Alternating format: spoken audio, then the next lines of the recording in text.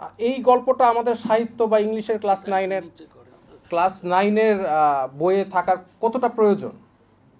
আপনারা এই যে ভাইয়া বলছিল যে আমাদের ইসলামিক আমরা আন্দোলন করেছি ইসলামের জন্য, এবং উনি বলছিল যাতে ইসলামিক ভ্যালুজ রাখে, আমাদের সংস্কৃতি যাতে ইসলাম এর যে মূল্যবোধটা সেটা আসে। আমাদের নবী করিম সাল্লাল্লাহু আলাইহি সাল্লাম কি এই ধরনের ওয়ার্ড ব্যবহার করা কোনো গল্প বা এই শিক্ষার মধ্যে দিয়েছিল? কোরআনে কি এই ধরনের ওয়ার্ড আছে?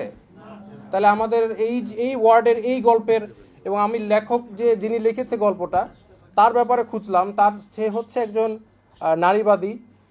তো যার কারণে আরেক জায়গায় মা তার মেয়েকে বলছেন এই একই গল্পে যে এই ওষুধটা এভাবে বানাতে হবে যেখানে তোমার বাচ্চা সৃষ্টি হওয়ার আগে বাচ্চাকে তোমরা ফেলে দিতে পারো। নাউজুবিল্লাহ। এই গল্প তারা হচ্ছে 2025-এ এসেছে। এই জন্য আবু সাইদ শহীদ হয়েছিল নাকি? এই জন্য দিস তাহলে ইন দ্যাট কেস আমাদের তো আমরা কি চেষ্টা করেছি প্রত্যেকটা কমিটির মধ্যে একজন আলেম রাখার জন্য? না, দাবি তুললে তো হবে না, আন্দোলন তো আমরাও করেছি, আমাদের এখানে স্টেক আছে না, শুধু দাবি তুললে হবে? তো যার কারণে এটা তো আপনারা দেখবেনই, এবং এখনো এটা যেহেতু বই পাবলিশ হয় নাই, এখনো পরিবর্তন করার সময় আছে।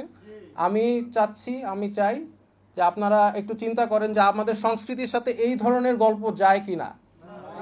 আমি এগুলো একটা টিচার ক্লাসের মধ্যে বাচ্চারা তো কম বয়সী বাচ্চারা জিজ্ঞেস করবে যে স্যার এই যে স্লাট কথাটার মানে কি মানে কি, তারপরে টিচার স্টুডেন্ট ডিসকাশন করবে এটার।